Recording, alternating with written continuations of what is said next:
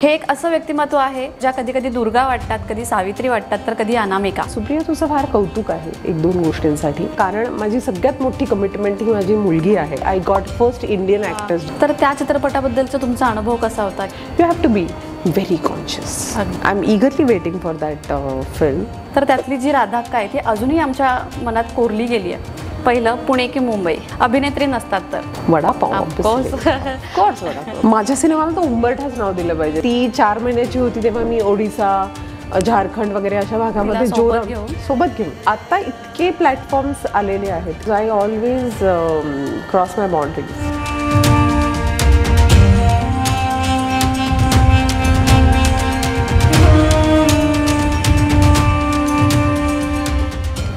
नमस्कार मंडळी, मी सुप्रिया पवार. मराठीपणाचा गंध जपणाऱ्या आपल्या या मराठी चॅनलवर अमल ताशवर तुम्हा सर्वांचं मनापासून स्वागत. आज बऱ्याच दिवसांनी आपण अमल ताशवर खास अशा एका पाहुणी कलाकाराचं स्वागत करणार आहोत. हे एक असं व्यक्तिमत्व आहे ज्या कधी कधी दुर्गा वाटतात, कधी सावित्री वाटतात, तर कधी अनामिका. चित्रपट, मालिका आणि शॉर्ट फिल्म्समध्ये संधी मिळताच त्यांची भूमिका अतिशय सुरेख पद्धतीने त्याने पार पाडत आलेली आहेत. अशी ही खास नायिका म्हणून आपल्या सर्वांच्या परिचयाची आहे. 72 मैल एक प्रवास हा चित्रपट तुम्ही पाहिला असेलच, तर त्यातली त्यांची भूमिका ही अंतर्मुख करणारी होती. ही आजही आपल्याला आठवतीये. ग्रामीण भागातल्या भूमिकांमध्ये प्राण ओतणारी अशी ही अभिनेत्री म्हणजे स्मिता तांबे आज आपल्यासोबत खास गप्पांची सोबती आहे. चला तर मग स्मिताजींचं आपण स्वागत करूयात अमलताशच्या व्यासपीठावर. खरं तर अमलताश हे आमचं एक असं व्यासपीठ आहे जिथे आम्ही मराठी कलाकार असतील, मराठी साहित्य, मराठी पोशाख, संस्कृती अशा बऱ्याच गोष्टींबद्दल गप्पा मारत असतो. तुमच्यासोबतची खास बातचीत आम्हाला करायला फार आवडणार आहे, कारण मला जे प्रश्न पडलेले आहेत तसेच इतर प्रेक्षकांना सुद्धा काही प्रश्न पडलेले आहेत. त्यातला पहिला प्रश्न म्हणजे मराठी सिनेमा असेल किंवा मालिका असेल किंवा नाटक असेल, तर या सगळ्यांपासून तुम्ही बराच काळ लांब दिसतायत आम्हाला आणि असा समज झालेला आहे आमचा. तर ते कितपत खरं आहे? नाही, कितपत खरं आहे याच्यापेक्षा जास्त म्हणजे मला याच्याबद्दल एक स्पष्टीकरण द्यायला आवडेल आणि जे खूप इंटरेस्टिंग आहे. आत्ता पूर्वी कशा असायचे, प्लॅटफॉर्म असायचे, लिमिटेड प्लॅटफॉर्म असायचे. म्हणजे झी आहे किंवा ETV होतं, तेव्हा तर अल्फा होतं. अशा पद्धतीचे प्लॅटफॉर्म्स असायचे, लिमिटेड प्लॅटफॉर्म्स असायचे. चित्रपटगृहामध्ये लिमिटेड फिल्म्स यायच्या. प्रत्येक मराठी सिनेमा जेव्हा रिलीज व्हायचा तेव्हा त्याच्यासाठी त्याला 1-2 आठवडे असा वेळ मिळायचा. आज अशी सगळी गर्दी झालेली आहे. OTT प्लॅटफॉर्म्स आलेले आहेत, वेगवेगळ्या सिरीज प्लॅटफॉर्म आहे. सिनेमा चित्रपट तर म्हणजे प्लॅटफॉर्म आपला आहे. सिरियल्स मी खूप वर्ष करत नाही आहे, कारण की मला लहान मुलं आहे, 4 वर्षाची मुलगी आहे. सो राईट नाव मी फक्त सिनेमे आणि वेबसिरीज याच 2 प्लॅटफॉर्मवर कॉन्सन्ट्रेट करते आहे. आणि म्हणजे माझी मुलगी 1.5 महिन्याची असल्यापासून मी जवळपास काम करते. म्हणजे ती 4 महिन्याची होती तेव्हा मी ओडिसा, झारखंड वगैरे अशा भागामध्ये सोबत घेऊन तिला जोरम वगैरे अशा फिल्म शूट करून आले आणि कॉन्स्टंट काम करते.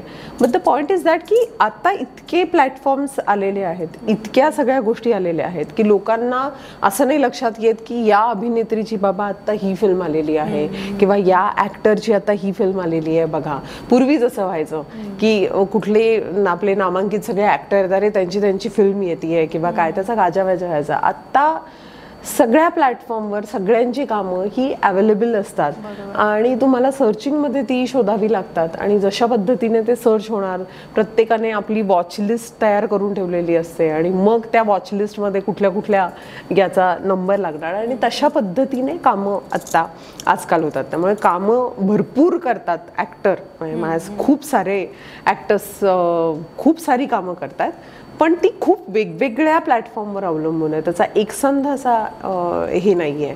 त्यामुळे त्या सगळ्या गोष्टी आहेत, त्यामुळे ती कळत नाहीत. म्हणजे मागच्या वर्षातली जर जोरम नावाचा सिनेमा माझा बघितला तर स्टार्स एशिया इंटरनॅशनल फिल्म फेस्टिवलमध्ये I got first Indian actors, जिला पहिलं बेस्ट ॲक्टर अवॉर्ड मिळालं. आणि खूप साऱ्या फिल्म्स ज्या आहेत, हिंदी फिल्म्स आहेत, हिंदी सिरीज आहेत, मराठी फिल्म्स आहेत आपल्या. So I am constantly working because काम करणं ही माझी पॅशन आहे आणि प्रत्येक ॲक्टरला कुठे परफॉर्म करायला मिळेल तिकडे तो हावरटासारखा तुटून पडत असतो. अगदीच. आणि सगळ्यात महत्त्वाचं म्हणजे तुमच्या ज्या काही आत्तापर्यंतच्या भूमिका आहेत त्या तुम्ही फार वेगळ्या ढंगाने केलेल्या आहेत. म्हणजे प्रत्येक कलाकाराची नायिका म्हणून एक कन्सेप्ट ठरलेली असते तर तसे तुम्ही वेगळ्याच नायिकासमोर घेऊन आलेले आहात आणि ते इतक्या सुपरडुपर हिट झालेल्या आहेत, तर त्या सिलेक्ट करताना तुमच्या डोक्यात नेमकं कशा पद्धतीनं तुम्ही ते सिलेक्शन करता? किंवा आता 72 मैल जरी आपण पाहिला तरी त्यात सुद्धा पूर्ण चित्रपट हा अंतर्मुख करणारा तर आहेच, अगदी सत्य परिस्थितीला धरून आहे, तर त्यातली जी राधाक्का आहे ती अजूनही आमच्या मनात कोरली गेली आहे. तर हे जे तुमचं सिलेक्शन असतं ते तुम्ही कशा पद्धतीनं करता?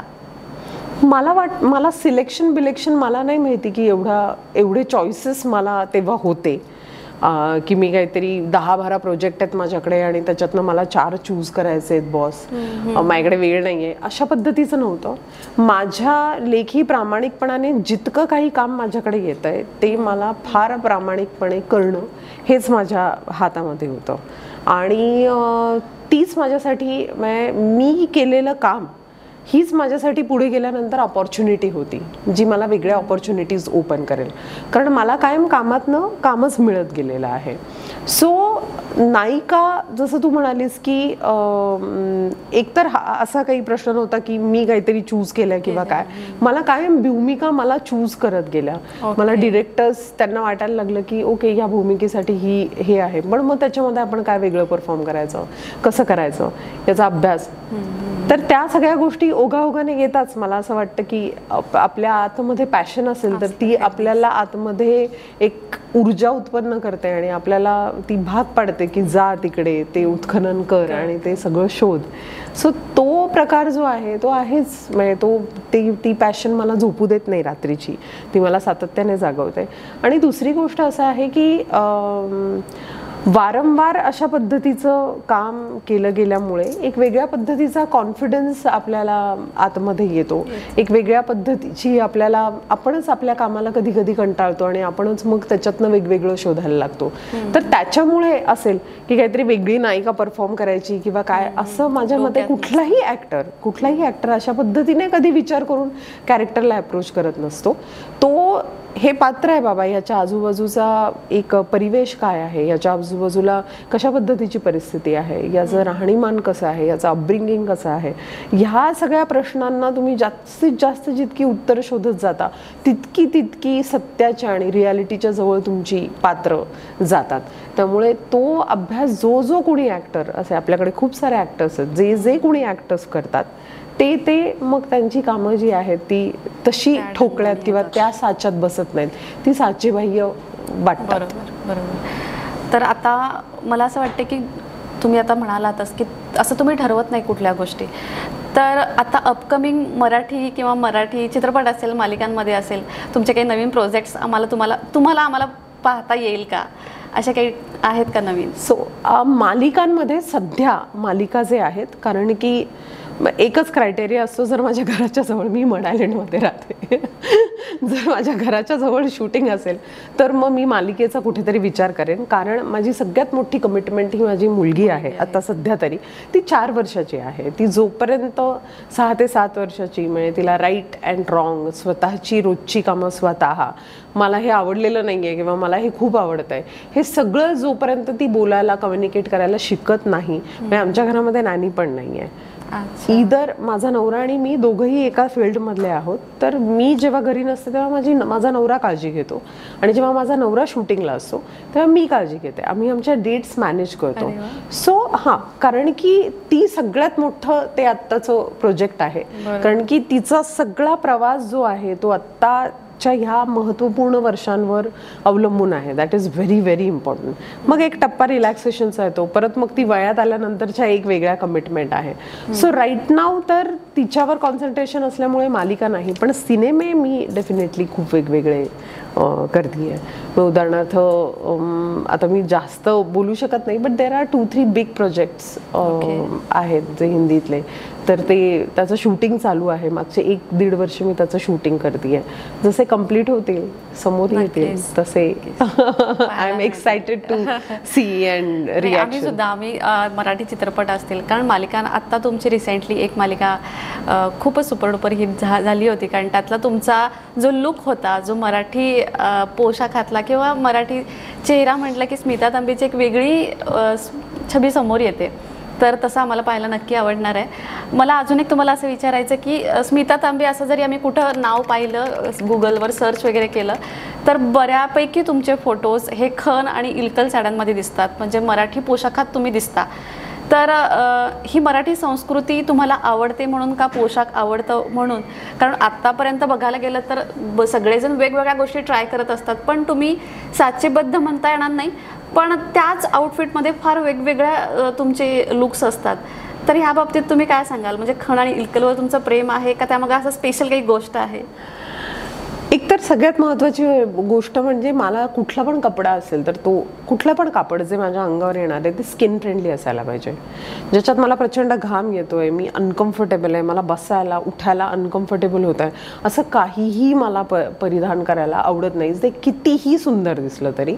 कारण की it's my body, my comfort zone is very important. पहिल्यांदा कॅरेक्टर म्हणून काही करायला आलं तर हां डेफिनेटली करेल, पण माझं काम सोडून इतरत्र जो माझा म्हणून माझा स्मिताचा म्हणून वावर आहे तिकडे मी कन्व्हिन्स असायला हवे की मी जे कपडे घालतीये त्याला मी स्वतःला आतमध्ये कन्व्हिन्स असायला हवे. हा सगळ्यात मोठी प्रायोरिटी आहे माझी. दुसरी गोष्ट सगळ्यात महत्त्वाची आहे म्हणजे सोल. ते सोलफुल कपडे असावेत, त्याच्यामध्ये रिफ्लेक्शन असावं पर्सनॅलिटीचं. दिस इज कारण की ते माझं वैयक्तिक आयुष्य आहे ना. मी असं खूप काळ दिखाव्यासाठी आणि ह्याच्यासाठी असं मी नाही वागू शकत, किंवा त्या सगळ्या दिखाव्यांनी जी अप्रोच होणारी मला कामं आहेत ती कितपत त्या कामांना मी ड्रीम केलं होतं याच्याबद्दल पण थोडीशी साशंकता आहे. सो मला असं वाटतं की ते जे कामाव्यतिरिक्तचं माझं स्मिताचा जो पर्सोना आहे ते तिला जे कपडे घालायला आवडतात ते स्किन फ्रेंडली असले पाहिजेत, ते एन्व्हायरमेंट फ्रेंडली असले पाहिजेत. दुसरी गोष्ट सगळ्यात महत्त्वाची म्हणजे सोलफुल असले पाहिजेत माझे रिफ्लेक्शन. आणि चौथी महत्त्वाची गोष्ट म्हणजे I have a Indian body. म्हणजे तुम्ही आपल्या ज्या इंडियन बॉडी ज्या आहेत, म्हणजे उदाहरणार्थ निकोल किडमनला तुम्ही बघितलंय का कधी साडी नेसलेली, किंवा एंजेलिना जोली नऊवारीच नेसून कधी येते? ते त्यांच्या प्रांतातले त्यांचे असे कपडे जे आहेत ते घालतात, ते ज्या त्यांच्या वातावरणात जीन्स किंवा त्यांना जे घालतात. मग माझ्या वातावरणातले कपडे कुठले आहेत तर ते मला आवडतीलच ते घालायला. ते माझे कपडे आहेत, ते माझ्या वातावरणातले कपडे आहेत. हो, म्हणून काही ते इनोव्हेटिव्ह नाही आहेत का? हो, पण मग त्याच्यामध्ये मी खूप इनोव्हेटिव्ह गोष्टी करते, खूप साऱ्या वेगवेगळ्या पद्धतींनी त्यांना घालण्याचा प्रयत्न करते. पण माझा सोल, माझ्या सगळ्या गोष्टी, माझा विचार त्याच्यामध्ये रिफ्लेक्ट असायला पाहिजे. आणि मला असं वाटतं की अंगावर घालणारे आपण कपडे, खात असलेलं आपलं अन्न, वाचत असलेली पुस्तकं आणि ज्या माणसांच्या आपण सान्निध्यात राहतो त्यांचे विचार, या 4 गोष्टी ज्या आहेत त्या आयुष्यामधला सगळ्यात महत्त्वाचा खुराक आहे तुमच्या. तुम्ही हे 4 जे पिलर्स आहेत तुमच्या आयुष्यातले, हे जर हलवले ना तुम्ही पिलर्स, तर तुम्ही कुठेही नीट राहणार नाही. तुमच्या डोळ्यामध्ये वेडेपणाची झाक येईल आणि तुम्ही फार काय म्हणतात ते उथळ आयुष्य जगाल. मला असं वाटतं तुमचा आतमधला कोर, तुमच्या आतमधला श्वास जर तुम्हाला कळायचा असेल तर या सगळ्या 4 गोष्टींच्या बाबतीत you have to be very conscious. अगदीच. या सगळ्यावरून मला एक गोष्ट असं वाटते की तुम्ही कलाकार म्हणून फार पॅशनेट आहात. पण सपोज आता तुम्ही इतक्या छान गोष्टी मांडलेल्या आहेत, विचार मांडलेले आहेत, पण एक कलाकार नसता किंवा एका मराठी शाळेची जर शिक्षिका असता तर तुम्ही मुलांना काय शिकवलं असतं?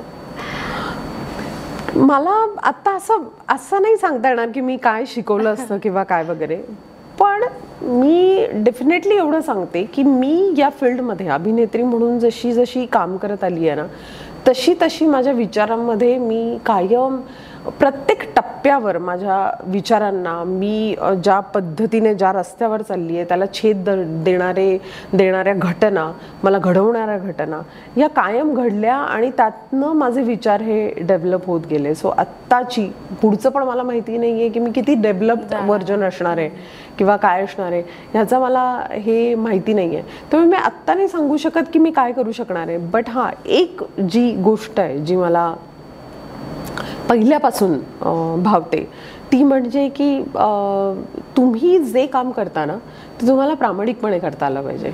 म्हणजे जर मी शिक्षिका असते तर मी अत्यंत प्रामाणिक शिक्षिका असते. That is very very very sure. मी अभिनेत्री आहे, मी प्रामाणिक अभिनेत्री आहे. मला माझं काम करायला प्रचंड आवडतं, माझं प्रेम आहे माझ्या कामावर आणि जर मी शिक्षिका असते तरी तितक्याच प्रामाणिकपणे मी ते काम केलं असतं आणि तो बेसिक माझा गुणधर्म आहे. मला आवडतं, मला ते लाईफस्टाईल प्रचंड आवडतं, मला तशा पद्धतीने जगायला आवडतं. Great great. 72 मैल एक प्रवास हा चित्रपट आमच्यासाठी तर खूप खास आहे आणि भावूक आहे, सत्य परिस्थितीला धरून आहे. तर त्या चित्रपटाबद्दलचा तुमचा अनुभव कसा होता किंवा राधाक्काबद्दलचं काय विचार आहेत, ती व्यक्तिरेखा किंवा त्या चित्रपटाबद्दलच्या काही आठवणी अशा स्पेशल? 72 मैल एक प्रवासच्या मी खूप साऱ्या आठवणी खरं तर खूप साऱ्या इंटरव्ह्यूजमध्ये सांगितलेल्या आहेत. पण एक गोष्ट जी अत्यंत महत्त्वाची असते ती म्हणजे की एका ॲक्टरचा टर्निंग पॉईंट, म्हणजे त्याला जे करावंसं वाटतंय ॲक्टर म्हणून, ती कायम तो स्वप्न बघत असतो, पण ती कधीतरी एक्झिक्यूट होतात ना, की तुम्हाला कधीतरी यार मला हे एक्सपेरिमेंट करून बघायचं आहे, किंवा मला माय लेफ्ट फूटमध्ये डेनियल डे लुईसने काय केलं होतं बाबा, किंवा मला असं वाटतं की रीडर फिल्ममध्ये ती केट विन्सलेट ती कशी अशी परफॉर्म करते, तिची बॉडी लँग्वेज अशी कशी आहे, किंवा मेग रायनची बॉडी लँग्वेज अशी कशी आहे. इतक्या सगळ्या ॲक्टर्स जे परफॉर्म करतात, ॲक्टर आणि ॲक्ट्रेसेस, यांनी काय बरं केलं असेल त्यामुळे ते पात्र जे आहे ते असं इतकं काय म्हणू जिवंत आणि इतकं असं सगळं ते रिलेटेबल आपल्याला वाटावं, जरी तो सगळा आपला भाग नसावा, जरी ते वातावरण आपलं नसावं, तरीही आपण काय त्यांच्या त्या सोलशी आणि त्या भावनेशी रिलेट होतो. असं काय यांचं एक्झिक्युशन आहे, अशा काय पद्धतीचा ट्रूथफुलनेस आहे, हे सगळे गोंधळ किंवा हे सगळं पाहून एक सगळ्या टेम्पटेशन्स ॲज अन ॲक्टर म्हणून आपल्या आतमध्ये निर्माण झालेले असतात. तर हे कधीतरी करायला मिळावं, हे कधीतरी करून पाहायला मिळावं असं आपल्याला जे वाटत असतं, ते करून पाहायला मिळणारी फिल्म म्हणजे 72 मैल एक प्रवास होती.